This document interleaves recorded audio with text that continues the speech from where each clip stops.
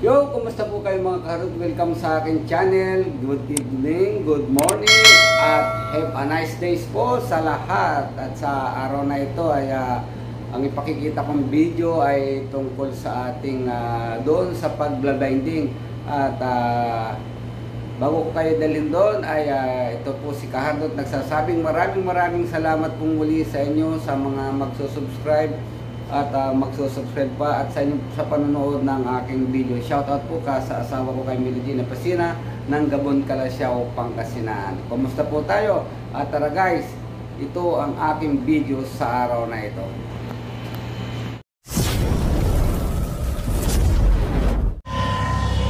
At yun nga mga kahardot, nandito naman tayo sa blinding preparation natin. Ayan, at almost na malapit na tayo sa kalahati ng ating pagbablinding. At ito nga, ipakikita ko sa inyo kung paano namin ipine-prepare ang blinding na yon. Then, para masustain natin ang tamang elevation, ayan po, tayo po ay nagkukumpak. Naglagay po tayo ng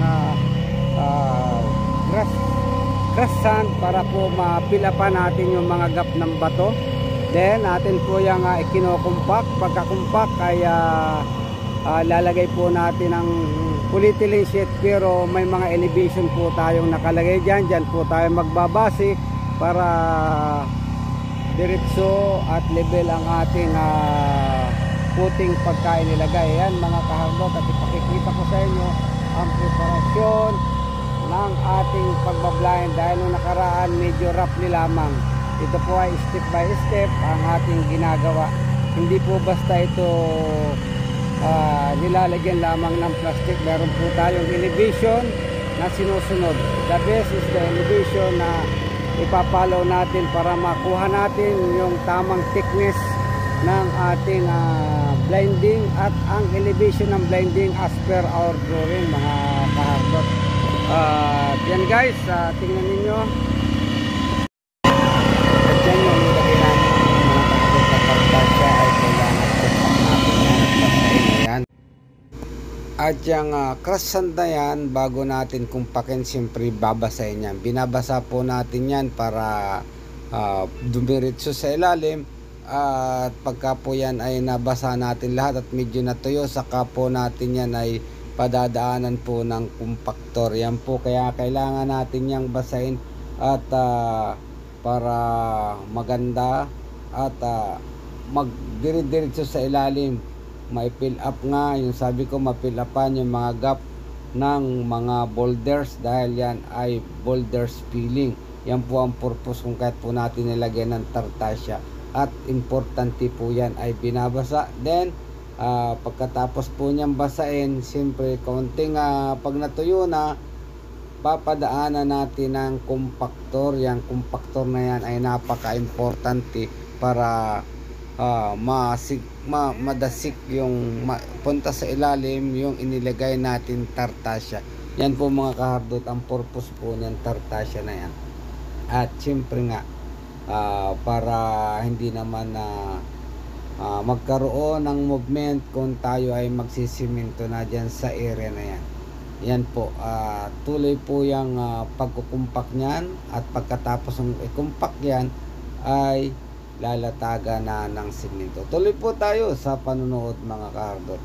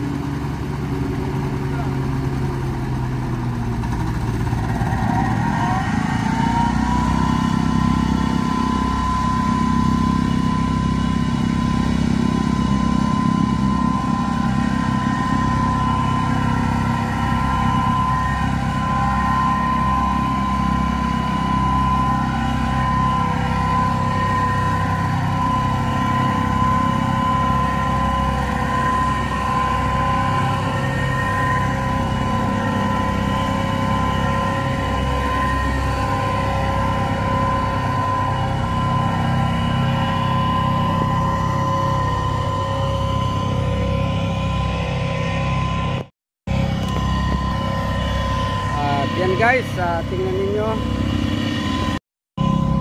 Guys, ito nga yung ating elevation. Ayan, meron po tayong mga istaka. Diyan po babasi yung ating inilagay na kahoy. Ayan, napakahalaga yan. Ang importante para hindi mabago ang ating elevation na sakto as per required sa ating drawing na nakalagay. Ayan guys, at siyempre pagka nakumpak nga ito, katulad nung nakita ninyo, pag nakumpak yan, siyempre lalagyan na ng polyethylene sheet, then checking, at sumunod ay siyempre bubuhusan na rin natin tulad nung ating ginawa ng mga nakaraan.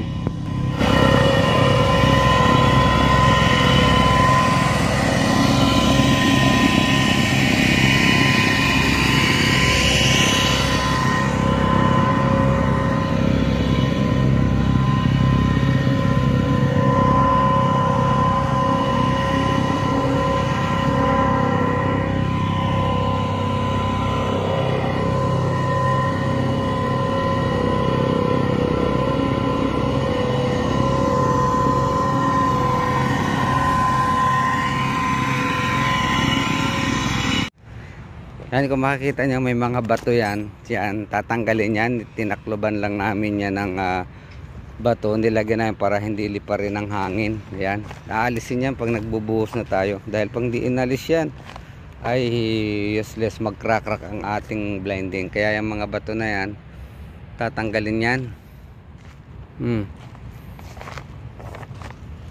Pabigat lang yan para hindi lipad din ang hangin. At ngayong araw nga tayo ay magbubuhos ng ating blinding. Bali, pang-apat na buhos natin sa blinding ito. Malapad pa, hanggang dyan pa. Yan. Ngayong araw buhos ulit tayo. At siya nga guys, ito na yung mga binuhusan nating blinding noon. Ayan, nakapaglagay na po tayo ng mga bakal, at may nabuhusan na rin foundation puting na ipinakita ko sa inyo sa last video ko. And guys, so yung mga blinding na nilagyan natin, ayan, upo na lang yung bakal dyan. Ayan yung ating bakal, yun, hanggang doon. Yan, yan po ang ating nabuhusan. Yung may gawiro na may mga shattering naman, at ating bubuhusan ulit sa Sabado. Ayun, yung may mga tukod ng kahoy na yan, ang bakal. Ayan, yan naman ang bubuhusan natin bukas. At ito naman sa sunod. Yan muna po ang pakita ko sa inyo mga kahargot sa preparasyon para sa blinding. Ayan, at inuulit ko, elevation, yung forma natin na kahoy, tartasya, compaction, at pagka nakakumpak, lalagyan ng polyethylene sheet, at final, concrete na. At yun po mga kahargot, maraming salamat po sa inyong panonood sa aking video ito tungkol sa preparasyon para sa blinding concrete. Hanggang dito na lamang, at bye bye.